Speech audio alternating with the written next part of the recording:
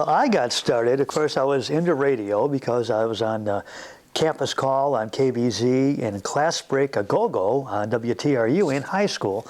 And I was just fascinated that these guys could make money playing records and having fun. I thought, what a way to make a living, you know? So that's how I got into it. I think originally I went to Fred Tascone and said, hey, I'd really like to work here when I graduate. He said, well, do you have a first-class FCC license? I said, no, but I can get one. Well, that would give you an edge because we're directional half the time and we have to have a first-class operator on duty. So I made arrangements to go to REI in Florida and get that license. But I thought before I leave, I'll just call the other stations. I'll call KBZ and say, hey, I might be back later this summer with my first-class license because they were directional. And I called MUS. And MUS said, hey, do you have a third-class license? I said, no, but I can get one of those tomorrow. Well, come on out and talk to us. So I went out to the radio station and recorded a few commercials, and they said, okay, you get your license, you got the job. So I skipped my high school graduation rehearsal, went to Detroit, got my license, tried to think what songs were on the radio, Percy Sledge and When a Man Loves a Woman and Sunny by Bobby Hebb and all this stuff. And I get back with my third-class license, and I'm on the air full-time, working 6 to midnight the night after I graduated. Wow. So that was my start. But really, the story of MUS goes back to 1947. It was the second radio station on the air, MUS 1090. Second radio station, of course, KBZ had gone on 20 years prior to that. They were the established station, the one your parents listened to. And WTRU had come on in 49. They were actually WKNK when they came on. So MUS had a studio orchestra and a studio on Peck Street, kitty corner from Marshfield. And then TV was on the horizon. You know, you can see, well, TV is going to take over. And the people that owned it, I'm not sure who owned it was, but they started panicking and they were losing advertisers. And I think that it was a daytime AM, went on from sunrise to sunset. And they went bankrupt. So Mike and Charlie Boonstra, who owned Boonstra Brothers Coal Company in the Heights, and some other investors came in and bought the radio station.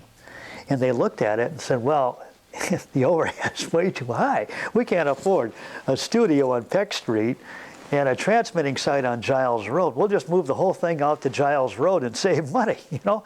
And it was moving along as the number 3 station, later on the number 4 station. When KJR came on, it dropped to number 4. And the programming was, when I got there, I mean, the only thing good on the radio station is they carried the Indy 500 every Memorial Day. And they had some Notre Dame football, I think, on Saturday afternoons. But mutual news. But, I mean, the programming was off the wall. I mean, it was not a format. It was whatever who was on the air wanted to play. And you could go from, Louie Louie by the Kingsmen to Camelot. I mean, you had no idea what you're going to. And then from 3 to 4 in the afternoon, it was all polkas. And I'm just a new kid on the block. I said, well, why all polkas? Well, that's what everyone wants to hear when they get out of work. I didn't get the memo on that, you know. But so we had, you know, not very good ratings. And so I was doing nights. And one thing, we would sign off at midnight, between 11:30 and midnight. That would be on the FM. We'd play The World Tonight. It was a program on Mutual News. We'd tape it earlier and play the tape. And it was like a half-hour rundown of the day's news and some features. Well, there was a story about country music and how country music is gaining popularity in America. And I recall, well, gee, you know, the Grand Ole Opry would come to, the touring groups would come to Muskegon and sell out the Walker Arena. You know, that might be something to think about. So I saved that tape and put it on Beverly Curtis's desk. She was the general manager, and said, hey, this might be worth looking at. And she listened to the tape and talked to a few people. It turns out our station in Wisconsin, near Sheboygan, Wisconsin, was already doing country. And they were doing pretty well with it. And the decision was made that we're going to go country on August 10th of 1966. And I think at the time, John Graska was the program director, and that decision was made when he was on vacation. So it was like, huh? I mean, I can agree with a Jimmy Dean song now and then, but I mean, go country? What are you thinking? So anyway, he didn't stay around long, but Jim Fleischer was there and John Seacard. Jim Cox was there when I got there, and me, and John, Seacard, and it was a good group. And we went country, and it was not an immediate hit. But let me see this, in 1964, the rating company that did measure the audience in the market was called The Pulse, company out of New York, and they would do in-person interviews and diaries and compile the ratings. Well, the last one that had been taken before we went country was in 1964. In 1964, WTRU had a 56% share. AM 1600, you couldn't even get it at night in the whole county. But they were playing the Beatles. It was 1964. And KBZ was solid. They were like a 35 share. When you add those two together, it doesn't leave much. WKJR, which had just come on, 1520 with Religion, they had more audience than MUS. In fact, the miscellaneous column had more audience than MUS. So we had nowhere to go but up. So we flipped the switch and went country. In country, we didn't know much about country. We just kind of looked at Billboard magazine and played those songs and played some country oldies. And but by 1968, things were starting to broaden out. Bobby Goldsboro had Honey. Well, that was a #1 pop hit, but it was a #1 country hit. And we started to realize that if we played some of the pop stuff that we could get away with, along with the country, we could really build an audience. Well, they took another rating in 1968. We were 2 years into it. Well, we had good ratings in midday, especially with women, 10 to 3. We still suffered, in the wintertime. If you sign off at 5:15 at night, you're not going to have a lot of carryover audience. FM, FM, who knew what FM was? Our call letters on the FM were WFFM, and we played these hour-long tapes of music, primarily to feed into the Hasper E Save More markets. So you'd be playing that, you'd fade down every 15 minutes, you'd have a song going on the AM, you'd fade down on the FM and read a Hasper commercial and then fade the music back up. And there wasn't, every now and then somebody would actually sell an ad on the FM. We thought, they're robbing these people, that isn't fair, because who's listening, But I think in 1970, we decided to start simulcasting the AM and the FM. And we'd have promotions and give away FM converters for your car radio. Thing you'd plug in and you'd pick up the FM and it would pipe it through one of your AM channels.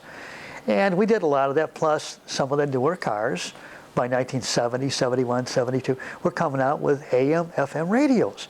Well, that was, wow, that really was something.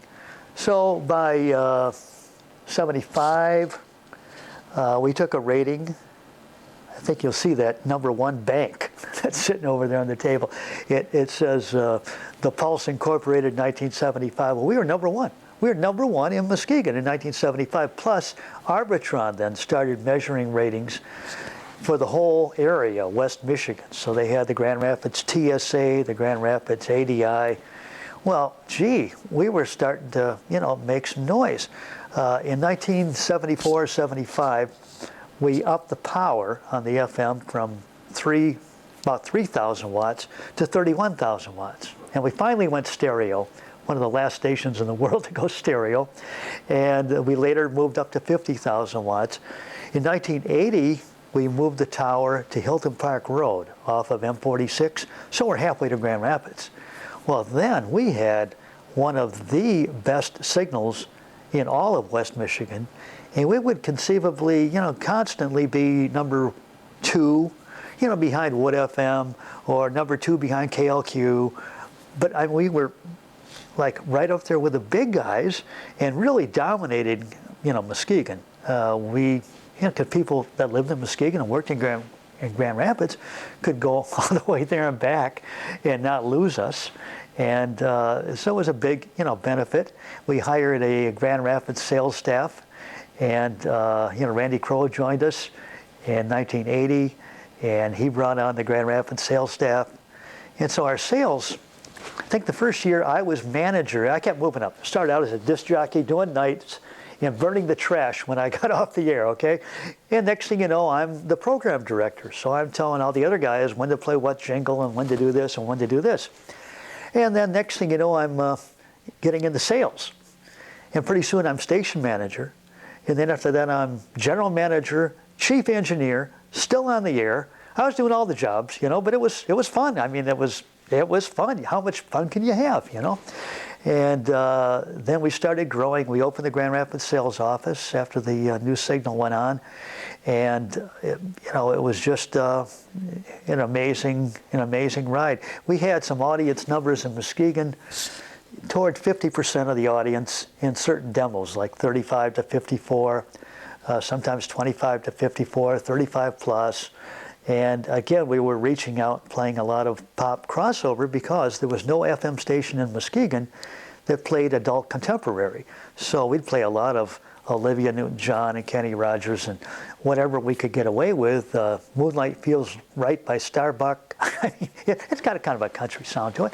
And so we'd play a lot of this stuff. And so that people from WTRU with whom we were competing, would say, oh, yeah, I know these songs. And, so basically that was our competition, and it took us a long time to really get ahead of them in billing because they were like the billing giant. They did most of the revenue up until, around 1980. But from 1980 until I left in 94, it was kind of a constant climb to the top. The first year that I managed the station, and it's hard to believe in today's dollars, but the total billing on the station was $156,000.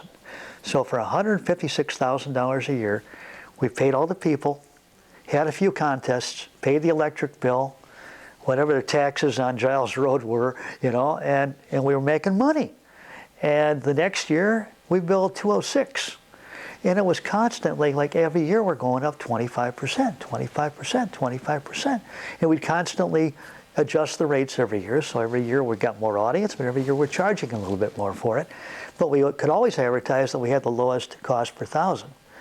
And last year I was there, we did 2.235 million in sales. And I was spending, and you'll see some of the exhibits, the billboards and the TV ads and the buses, all the things we were doing. We were everywhere. There were times when I'd have 12, 15 billboards up in Muskegon County, but I'd have 20 or 30 up in Grand Rapids, all at the same time, during the rating period. So I'd spend up to $400,000 a year on advertising and promotion. But it all paid its dividends because we're in the ratings in Grand Rapids. We got all the money coming in. This is before email, before you could quickly get something from Muskegon or Grand Rapids to Muskegon or vice versa. So our Grand Rapids team would put a package on the Greyhound bus every afternoon. And I'd be at the bus station waiting for it to come. It'd have all the tapes of other commercials that we're going to plug in, the work orders, all the orders to write up and put in the system. And I would do that, sometimes be there till 7 o'clock at night putting all of Amy's orders in the system, so they'd be on the air the next day, or write them on the log if we had to, But it was quite a ride. Oh, a lot of stories. We had wonderful people. I mean, we had people on the air, and Jim Cox was with us a long time, did a great job. Mike Murphy, Dan Mason. Dan Mason left us to go to Reno. He's still in Reno, but he is morning man and program director of KKOH, a 50,000-watt news talk station.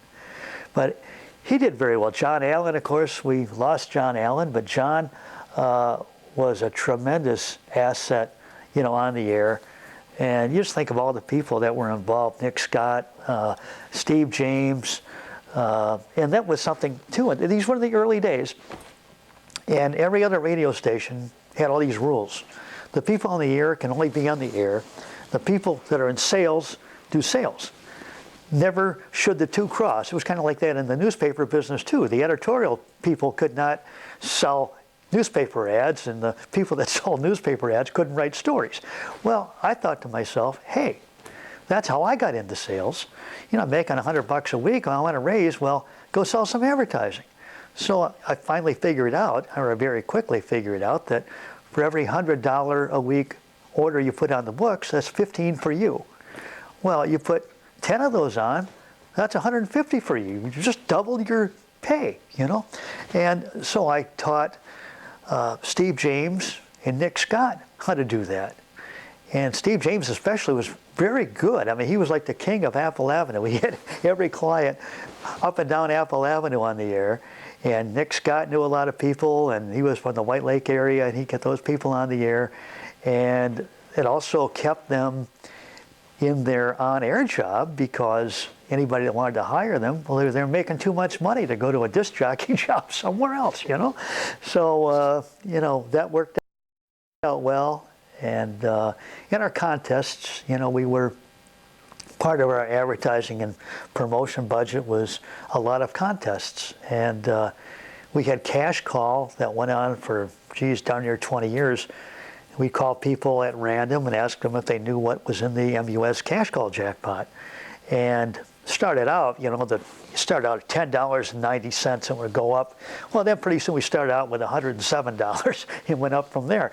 And when we were done, we always started at 107, but we'd up it by $20 a time. And so next thing you know, you're getting like $1,400 in the MUS cash call jackpot. Well, that makes, people tune in. We had a contest in 1975. We were the host of the Coca-Cola Hot Air Balloon Fleet during the Seaway Festival. They had the Coke, Mr. Pibb, and Sprite balloons down at the Lakey Foundry site, where Terrace Point is now. That's where the balloons launched from. And we'd have mobile phones in the gondola of the balloons. We'd have a different jock in each balloon each night. Harry Brown. Harry Brown was in there, and Harry Brown was another person that was just really instrumental in the success of MUS. He left and went to ABC in Chicago and came back. And we had Dave Rogers, who we lost a few years ago. But in any case, we had a contest. Guess how many cans of Coke it would take to fill all 3 hot air balloons. And I used to have I think he was a physicist or something on my paper route. I knew he was a math guy, Dr. Tellis. I called him and I said, hey, here's the dimensions of these balloons.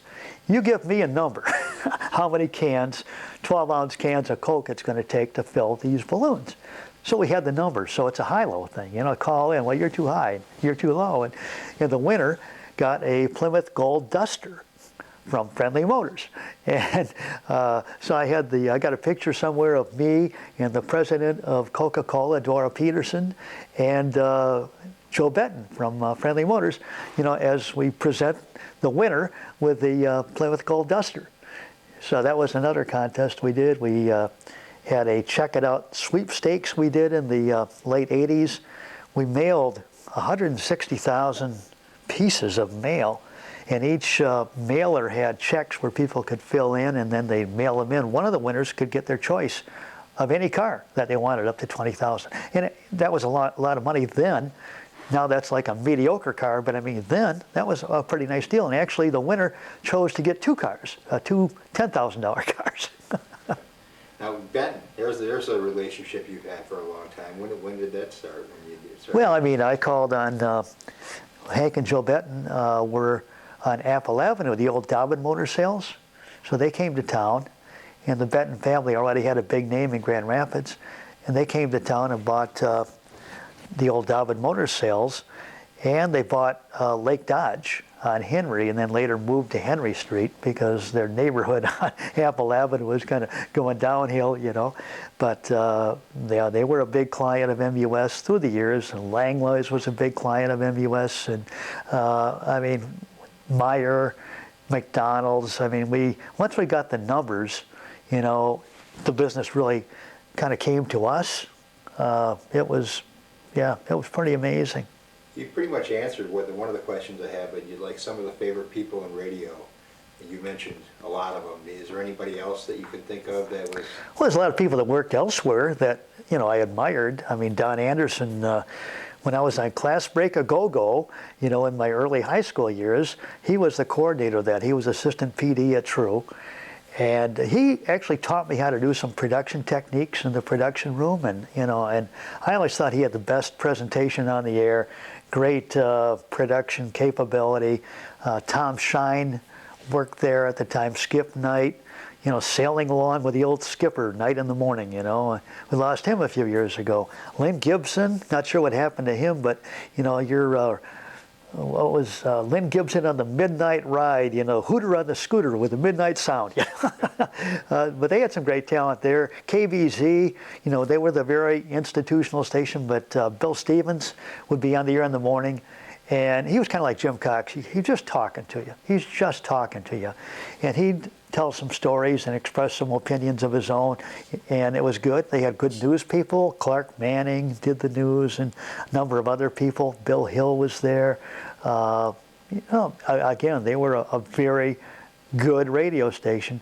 And by the time we, you know, got rolling, you know, it was really a three-station deal: True, MUS, and KBZ. And there was enough for us all to make some money. And Docket 8090 kind of opened the floodgates, because now that allowed for all the new FMs to come on the air. You know, 104.5 came on, started out as beautiful music, did a good job, but then they were bought by somebody who turned it into Top 40, Goodrich, and they had a good talent lineup though too. They did a good job, and they have since moved to Grand Rapids. And it's ironic, we used to have to fight with clients in Grand Rapids and say, "You're a Muskegon station. MUS, it spells Muskegon." I said, "No, MUS, music starts with MUS. You know, we're the music station." And turns out, now iHeart, we sold the radio stations for about $5.5 million to Connoisseur Communications. They sold it to Cumulus. Then Cumulus did a swap with Clear Channel, which is now iHeart. So Clear Channel acquired MUS. Well, they also by then owned Wood AM, Wood FM, B93, The Brew, ESPN 961. All those are under the iHeart umbrella. Plus they acquired, you know, SNX and MRR and MUS, and the old MUS AM, which is now WKBZ 1090. And they decided a couple of years ago, because there's a generation of people growing up now who don't know what AM radio is.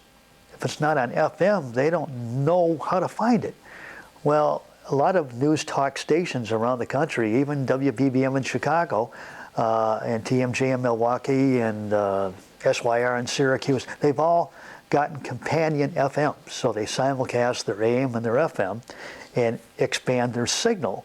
Well, Wood Radio at 1300 had a beautiful tower set up south of Grand Rapids with 20,000 watts. They went from 5,000 to 20,000, except it's kind of directional, and it didn't cover the lakeshore. So Holland had a hard time getting it.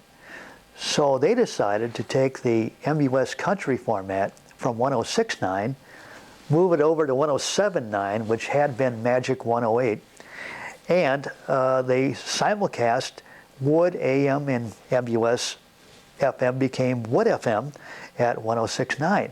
And they went from stereo to mono because there's no stereo news, you know. It actually increased the signal. And now they're number 2 in Grand Rapids, and B93 is just ahead of them. Yeah, they're a good company. They know what they're doing. You know, I think Cumulus knows what they're doing. There's so many stations. That's the problem. I mean, you look at Muskegon, and you've got a pie. And you've got MUS and MRR, both at 50,000 watts. You've got KBZ AM, which, you know, doesn't add to a lot of ratings, because more people probably, if they want to hear news talk, are going to listen to Wood FM, because they've got a lot of local elements, you know. But you've got LCS, you got LAW.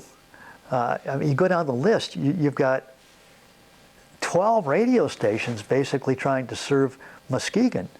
And there's not any more budget out there probably than there was in 1995, because again, you've got all the network bias, the consolidation of businesses.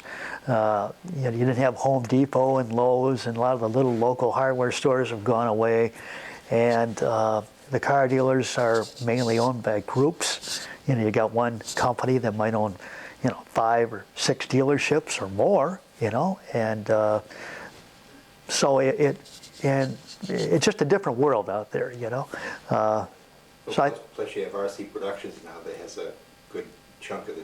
Well, again, Randy and I both came from the retail side of selling advertising, and we had a lot of relationships that went way back. I mean, I started calling on Boyd Earls it was Hunt Sales and Service in Montague back then. But he was a sales manager who had just come in from Lansing. This is 1977.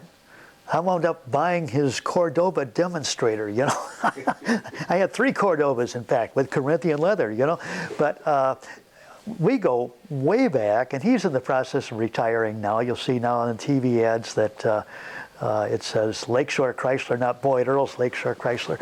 But I mean, you figure that's 40, 50 years. Yeah, that's a long time, to deal with one client. And the day that I signed on with RCP, I signed up 2 clients that I still have today. We still have Lakeshore Chrysler, and we have Don Rittmer Chevrolet Oldsmobile. Was Chevrolet Oldsmobile, now it's Chevrolet Buick GMC.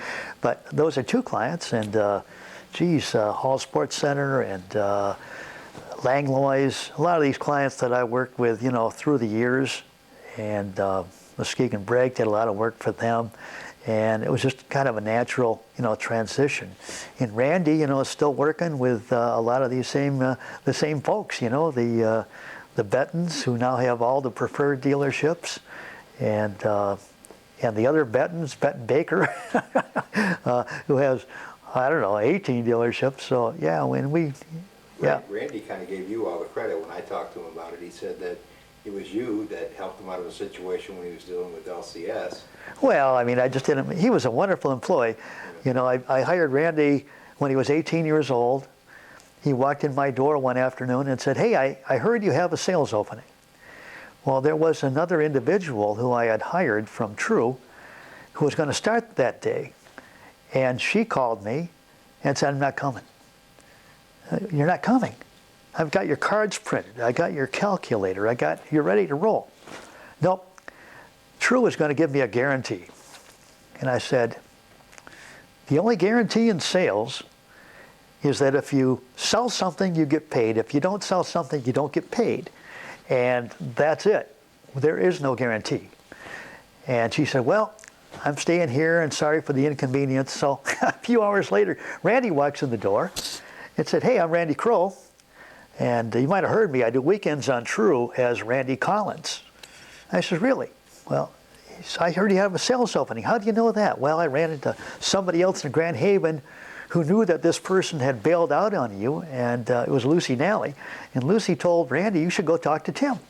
So he came and talked to me, and I said, "Well, have you ever sold radio time?" And he said, "No, but I went through the sales training program at Zales Jewelers." I said, "Well, what have I got to lose?" So here's the rate card and the package of information on the station, coverage, map, and all this stuff. "Hit the road, I'll have your cards printed tomorrow." So he took off and comes back the next day with like 3 or 4 orders right out of the chute, I'm thinking, wow, these are people we haven't had on the air before. That was 1980. So, and it went on from there. I mean, he just started bringing in business. In fact, Steve James was our sales manager. I think we had Jim Kukuru in the sales department, and Steve James, and Howard Seacard was still around at that point. He was about to retire. And Randy comes in, and he's shaking things up, And Steve James comes to me and says, "This kid, he's better at this than I am." He says, "I ought to just be a salesman. He should be sales manager." So that was the next step. Randy became sales manager. And then we became certified radio marketing consultants. That was something the Radio Advertising Bureau was promoting. So we all went to this training program on how to best serve the customer. so we all could put CRMC behind our name, you know, like we were a doctor or something. You know? But yeah, it was, yeah, we were a good team. That was another question too, because you consulted a lot of radio stations when they started out too. I mean, I remember you were with Bob Bolton, who recently passed away. Right, right. Well, that's true. I did a little bit of that on the side after I went to work for RC. Actually, we had our fingers in some other radio stations because we bought in 1977 JML in Petoskey, 10,000 watt AM, 100,000 watt FM on top of Boyne Highlands, and that was probably the most exciting ride. I mean, MUS was a great long-term story, but there were a lot of radio stations in northern Michigan, Traverse City, Gaylord, Sheboygan, but every station sounded the same.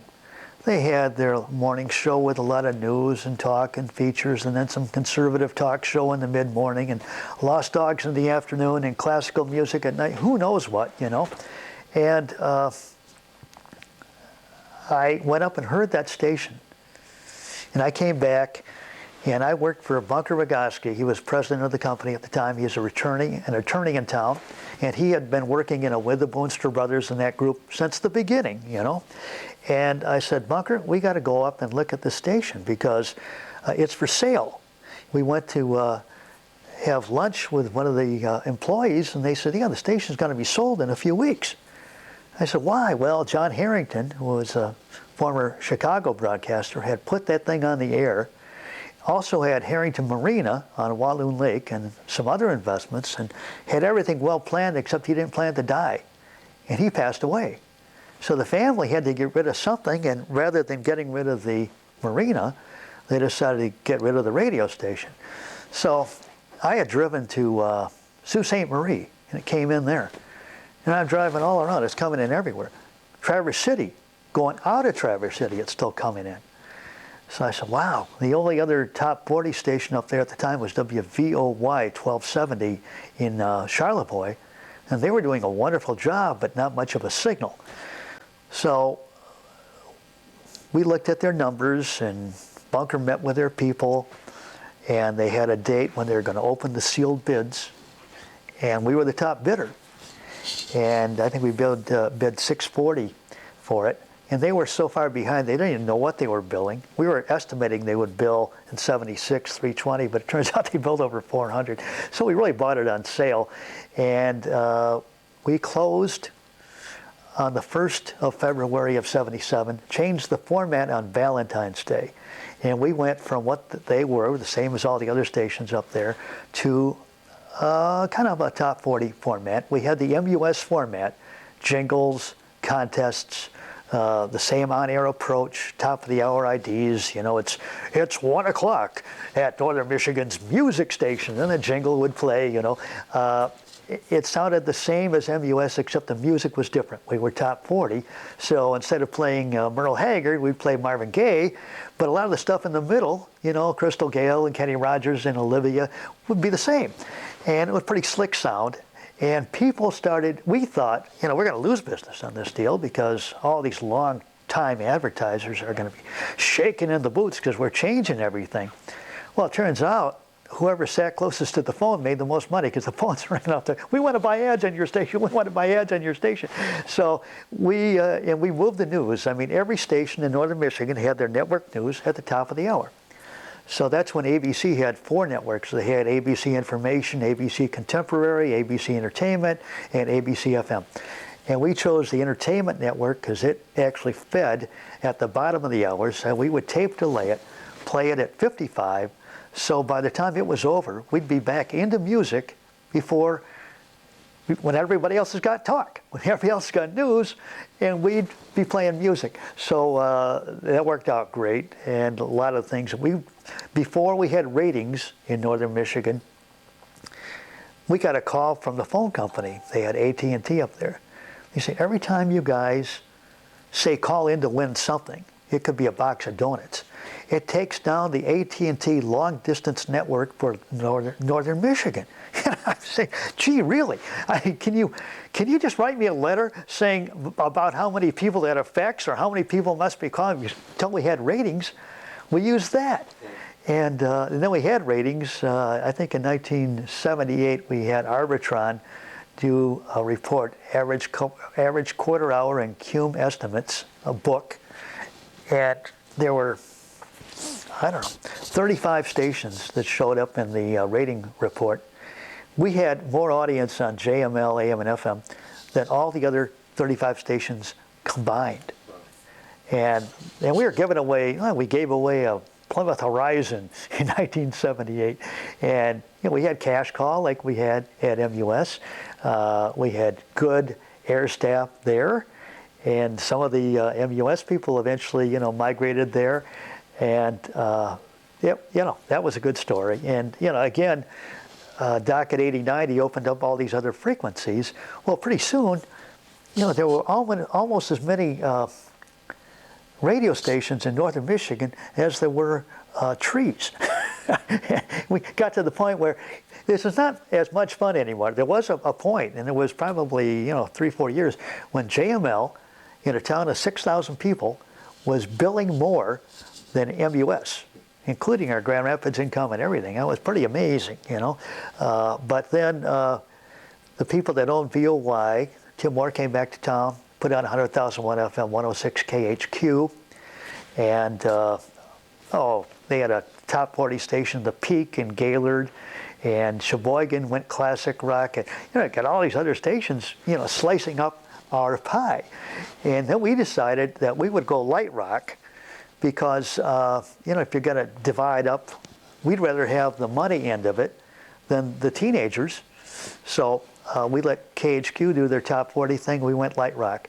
And that worked, very well. And then at a certain point in time, all our investors were getting old, and a lot of them, weren't that interested in the radio business anymore, and we weren't owned by a big company, but the rules were changing, where one company could own, used to be you could only own 7 AMs and 7 FMs in the whole country. Well, then it opened the floodgates, where you can have, like iHeart's got, 7 FMs in Grand Rapids, So, I mean, it's a whole different deal. So we sold our station in Duluth, Minnesota. We had a 100,000 watt classic rock station, KQDS, that went on 40 years ago, in 1980. We went on with that. Actually, it's another radio station that was country originally, that we bought out of bankruptcy in 1969, and then put an FM on, and then went to 100,000 watts. By the time we did all that, it was 1980, and that's when we put the classic rock on. And that did, it's #1 station right now. It's a #1 station in Duluth Superior. And we probably got out of there too early, but again, just time to start cashing in. So we sold MUS, we sold WPLY in Wisconsin, sold JML, and then I was working in the ad business by then. The one question I want to go back up a little bit as far as female people that you met, for like everybody brings up Maddie. Of course, Maddie. Oh, sure. Was that something that you did, or was that? No, Maddie was on the air when I got there in '66, and she was on the air when I left for that long run. The Heavenly Echoes, Maddie Davis and the Heavenly Echoes, they'd come in on Saturday morning, or Sunday morning rather, and their show was at 8:15 because that's when we signed on in the wintertime. And I remember one time I overslept, and still living at home with my parents, and she calls and, "Hey, where's Tim?" "Oh, Tim's still in bed." So I get my Ford convertible, go flying out to the radio station, and I get there, and they're all standing outside in the snow, and guess what? I forgot my keys. So I break the window to the control room and climb in and turn the transmitters on. But the transmitter, you can't just turn them on. You got to let them warm up a little bit first. So I got in trouble for that. I mean, I had some early, learning experiences, but yeah, Maddie Davis goes, way back. They had another quartet, the United Juniors, who would be on following her, and we actually did some brokerage of time on the AM side on Sunday mornings. We had the Lee Sane Soul Train with all these guys, and it was fun. I mean, I'd engineer that, and we'd record it earlier and then play that, and that was fun. A lot of good stories there. Yeah. But as far as going from Giles to Green Street, doing the new MUS, was that part of your? Well, it was probably time. I mean, frankly, I think we made more money on Giles Road. I'm sure we did because we didn't have any overhead. But we had a lot of money that we had accumulated, and our accounting people said, if you don't spend this on something, you're going to get taxed for having it, or you'll have to distribute it to the stockholders, and they'll get taxed on it. Maybe they don't want to be taxed on it right now. So we looked around, and that was a good location because we're thinking we're doing this business in Grand Rapids. And at that time, the Holiday Inn across the street was still doing very well, and there was it looked like a good place to go. And we had an architect figure out how to reconfigure the building, and we spent quite a bit of money on that. But then we moved in with all new equipment, and it was, the Taj Mahal of Muskegon radio. It was, and that was just one radio station. It was just us in that building. Later it was, MUS and MRR and, whatever else. But I think Magic 1600, for a time before they went off the air, were all operating out of that building. And again, automation and all this has changed our business so much because we always had live people 24/7, and they darn well better be answering the music line. Now, if you call the music line, it better be answered 24/7. And we had the same format 24/7. We never paused to have an hour-long show of public affairs or any of that stuff. We instead had Action Line, which was like a 1-minute capsule of somebody calling in about something, and then us getting a response from somebody. So we'd edit it, MUS Action Line, taking action for you, but we just plug it in like a commercial. But we met our public affairs obligation in that way without ever having to say, hey, we're turning everything off for 2 hours and we'll be back with real music program. We always had the same thing. And we, Randy was really good on the sales side of selling overnight spots. I mean, we'd sell at a rate. This is the 24-hour rate, and here's the 6A to 7P rate. You're actually getting a better deal, and people are up. Some people get up early, go to work in Grand Rapids, and they're up at 4 in the morning. They're hearing those ads. It might only cost $1, but you're on the radio, and so our station sounded about the same at 3 in the morning as they did at 3 in the afternoon. What about Tradio? We had Tradio on the radio. That was a call-in thing at 10:20, 12:20, and 2:20. And later, when the FCC mandated for a time that you could not simulcast 100% your AM and FM, we built another studio on Giles and had somebody else from 10 to 3. Dave Rogers would be on the AM, and whoever else, Harry Brown or somebody, would be on the FM.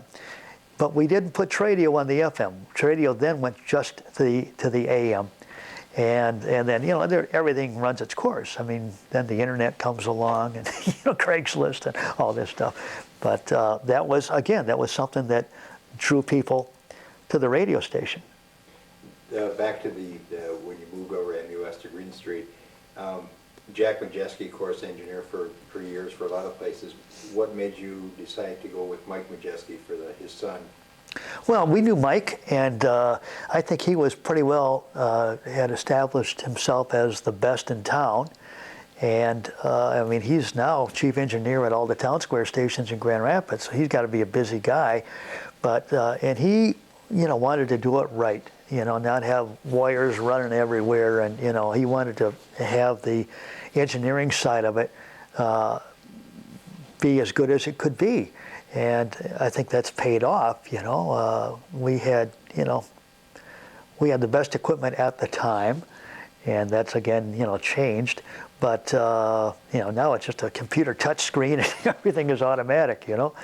But I was just on that fundraiser for Grand Valley's oldie stations, and it's just a little room with a computer screen, and that's it. I mean, there's no cart machines, no tapes, no nothing. A microphone and a screen, but it works. As far as any more female DJs, I guess you can. Well, we had Sherry Wilson, who we lost, a few years ago. We had Diane Shepard, who was on the air for a time with Jim Cox in the morning, and now she's married to Nick Scott, and they both live in Petoskey. She runs Petoskey Tourism, and Nick is in the computer IT business. And he's still doing preferred TV ads. I hear him. They saw one this morning. That's Nick's voice. But he does that from home in Petoskey. And my voice is still on Lakeshore, Chrysler, Jeep, Dodge, Ram. And so we all, and Randy, of course, it's Rocktober at Benton Baker Chevrolet, where Muskegon shops. So, I guess we all have that ego thing, and it's fun. What about Peg Daniels or Pam Roberts? Oh, Pam, Pam had the best voice. And she was actually on WQ just before they were sold to Goodrich and became SNX. And I always liked her voice. Talked to her a few times. I think she went to KLQ. She was at KLQ for a while. And then I hired her, and she did mornings. It was Mark and Pam in the morning, and a lot of commercials. And then she left for a time, and Peg Daniels plugged into that spot. And then, Chris Roberts and Peg Daniels both went to South Bend. But then they both came back. I had more people that would leave and come back. You let them go or they go. I mean, Dan Mason and John Allen one Saturday afternoon came to me and said, hey, we're going to leave. This is our 2 weeks notice. We're going to the new radio station that's going on the air in Hart. I said, really? Yeah, it's going to be Album Rock X105, WCXT. I said, really? And that's back when I was talking to high school groups or the business college or whatever. They bring me in to just talk about radio like I'm doing now. And they said, well, what do you think of that new station in Hart? And I said, well, they got really good people. The audio sounds great. I mean, it's a good sounding radio station. I just don't know how effectively they can sell it. But, they're off to a good start. Well, took about a year and a half, and both Dan and John are back with me again, because things didn't all work out the way they had hoped. But that's radio. I mean, that happens a lot. You look at all the format changes over the years, the more things change, the more they stay the same. It shows the radio dial in Muskegon. And all the format changes, that this station used to be this, and then it was this, and then it was this. And we were always the same. MUS is still country, still right there. And that, obviously, that helps. Longevity helps. I got favorite station and why? What's my favorite station? Yeah. Well, I mean, I was kind of married to MUS. So, I mean, that had to be my favorite station. Although I enjoyed, listening to WLS and CFL back in the days, but, MUS, I'd get up at 3:30 in the morning, do the morning show, go to the post office at 9 o'clock, get the mail, open the mail, pass out the bills and the checks and everything, hit the road, sell advertising all day, come back at 4:30, write up my orders, do production, and go home. And then the phone rings. Hey, we had a cash call winner. You want to come in and do the promo? So I go back to the radio station and do the cash call promo so it could run on the air in the morning. That people know the reason the jackpot's lower is we had a winner yesterday, So I probably spent too many hours working, but... I remember on the weekends, I'd work on the weekends and you'd come follow me. So, it's... Yeah. Even on the weekends that you were on the air. So. Oh, yeah. And I'd come in. I mean, if it was Saturday morning, I'd still go to work at 6 and see what's going on and do this and do that. And, yeah, that was one nice thing, when I made the transition to RCP, that guess what? It's 5 days a week. I mean, what can happen? It's only advertising. It can't hurt you. So, I mean, if you're out of there Friday afternoon, you don't think about it till the next week. Everything is in order. Nothing really can happen, Although we do have cell phones and email and all that, you never really leave work. Just think how productive we could have been, back in the day, if we had all this technology. I mean, we could have had, 3 guys cover 24 hours, And again, there wouldn't be anybody live, answering the phone at 3 in the morning, but it would have sounded pretty good and brought more money to the bottom line probably. As far as the automation goes with the MUS, was that part of when you were still there? No, or? no, Okay, no. so that was all Mark. As close as we got to it was we had a bank of cart machines, and each commercial or jingle or whatever had a terse tone at the end. So you get to the end of the audio, it would trip the next cart machine. So you could actually, start a break, and there could be 6 elements in the break, maybe 5 spots in a jingle that goes into a song, and it just runs itself, But you were still there. You were still in charge. If you wanted to stop it, you could. I remember that back in 1990. That was in place, Uh-huh. right? Yep. Yeah. 89 is when we moved in. Because I remember that was back when I smoked. I could set it up, go to that back room, Exactly, my yeah. cigarette, and come back. We had one room in the whole building which was smoking. Yes. And that was a lot. I mean, in radio, there was a time when it's almost like a car dealership where you got to smoke to work there, But we said, hey, we got everything new. We had nice carpeting, nice furniture, nice formica, and we did not have people smoking in the studio, so. Worked with a radio speech teacher at the Muskegon High School, Frank Poland. Yes, I did. I took speech and radio from Frank Poling, and he had been a broadcaster, I think, in Battle Creek. And I think according to Steve James, he had 20 of his students at Muskegon High over the years that wound up going into radio. And I would have probably been, number 15 or 16, I'm not sure. But Harry Brown, would be an alumni of that as well. And again, what high school has a studio? I mean, we actually had a studio with a control board and turntables and tape machines. And you could sit up there and do the student announcements for the whole high school. Well, we're at a high school back in the 60s, 62 to 66, 2,500 students. So that's a pretty big audience. That was bigger average quarter hour than some of the Muskegon radio stations had. And you're just saying, the ski club's gonna meet in room 402 at 4 o'clock this afternoon, and whatever the announcements were every morning. But and Steve James did the same thing. I'm sure Harry Brown did. That's what an experience that is. It kind of teaches you got to be in a certain place at a certain time, and you got to deliver. But it was great because then everybody knew who I was. Steve James said also that Jim Baker went there too. That's right. I heard that. Yep. Wow. Never met him though, right? I never met Jim Baker. No, saw him on TV. As far as names go, you've named a lot of different people that went on the air. Now, were you always Tim Achterhoff when you were on the air? I was Tim Ace in high school. Tim Ace dealing the hits from the top of the deck, and all that.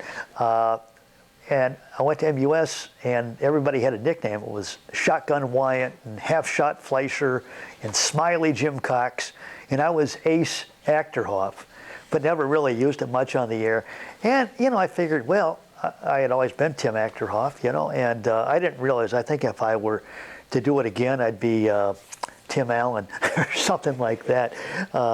It's easier to remember and to spell and all that. But, my dad had a funeral home, and at the time an ambulance service that was, picking up 1,000 people a year. And so a lot of people, the Achterhoff name was pretty familiar in Muskegon. And that's how I started, that's how I stayed, but I sure did give a lot of other people names. Steve James, his real name, I don't even have to say it here, but he was going to use his real name. No, that's kind of complicated. Here's a jingle package from our station in Duluth, singing a bunch of names of former jocks. Pick a name. And he picked Steve James. He could have been Scott Carpenter or Tony Bennett or all different names. But he became Steve James. And Dan Mason had come from Super Q in Whitehall, and he was Daniel Boone. And I said, that sounds like you're trying to attract teenagers or something. I'm thinking about Mason Root Beer. So you can be Dan Mason. How does that sound? Okay, I'll be Dan Mason. And Pam Roberts, her name started with a Z, as you know. And I'll give you a radio name here. You be Pam Roberts, okay? And did a lot of that, Mark? Yeah, Mark Dixon. His last name, real name starts with a D, but I said, well, that's kind of hard to remember, but I'm thinking country music, you got the Mason-Dixon line, you could be Mark Dixon. And so, yeah, I did a lot of that over the years. I mean, Harry Brown is Harry Brown. He never changed, but it's a good name. It's a good name. Someday when I grow up, I'll hopefully have a voice like Harry Brown. It would be nice. But I think I've told most of my stories. We're in the swamp, MUS on Giles Road. We were in the swamp. And you know how there's cables that run out to the tower, and they have to come into the building. And sometimes there's a little gap there, and the relay racks in the hall had all the meters and the audio processing and so on, but there's little cracks here and there, and these animals can get in the building. So one day, people are all excited, and there's a rabbit running down the hall getting chased by a weasel. And they make a left turn and go in the general manager's office at the other end of the building. And Beverly Curtis was the general manager, and she's screaming, she's up on her desk, and Jim Fleischer comes to the rescue. They have a cigarette lighter on a wooden pole, almost like a baseball bat, but it's sitting on the coffee table, a cigarette lighter on top, grabs that thing and kills the weasel. But by then the weasel had already killed the rabbit. And they had light-colored carpeting. There's blood and guts all over the place. I don't think it was ever the same, but that's just another day in the swamp. Anything else you want to share? No, not that I can think of. Hopefully when you put this together, you can do all our specialty advertising things, and because again, I think that was one thing that MUS was really good at, was getting out there. There were times when we'd have 15 billboards up in Muskegon and 25 up in Grand Rapids, and you couldn't go anywhere without seeing an MUS billboard, and the TV spots, and all those elements. It's funny that we would do sticky notes, Post-it notes with our logo and all this stuff. And I'd have the stations, the big stations like Wood, they'd have a national sales manager. And the national sales manager would go to Chicago and Detroit and call in all these big media buyers. Well, we didn't have any money. We didn't want to have a national sales manager. It was just me. And I'd put together packages and mail them to all these people, but they'd have MUS sticky notes and stuff to put on their night lights, all those things. You send somebody a night light, it's going to wind up in an outlet somewhere, maybe in their bathroom. But I mean, I'm just saying, MUS will be top of the mind, And we did a lot of that. And these guys from Grand Rapids say, "Oh, geez, you must be in Chicago all the time calling on these guys." I said, "No, never been there." I know how to call them. I remember, we'd sponsor everything we could. For a while, we would sponsor the top of the hour ID. And Bill Vanderplow from Smitty's Beverage Company thought it would be fun, because we always say, boom, it's 8 o'clock at the music station, and play the jingle. And he wanted to say, it's Miller time. And we would have 24 hours a day. We'd have, whatever their slogan was, it's Miller time, Miller Brewing Company, Milwaukee, Wisconsin. Boom, it's 10 o'clock at the music station, He called me one day at 6 in the morning. He said, I don't think 6 in the morning is Miller time. Let's just cut that back to the afternoon and the evening. Well, radio was good to me, and country radio. I don't know if you saw this thing on PBS, the recent documentary on country music, but being part of that was really something, because in '66 it was Eddie Arnold and Loretta Lynn, and and it kind of progressed, through the years, through all these different stages. But I always joke with people and say, country music, that's what paid for the condo in Florida, because it was good to me. We were in the right time at the right place, and we stuck with it.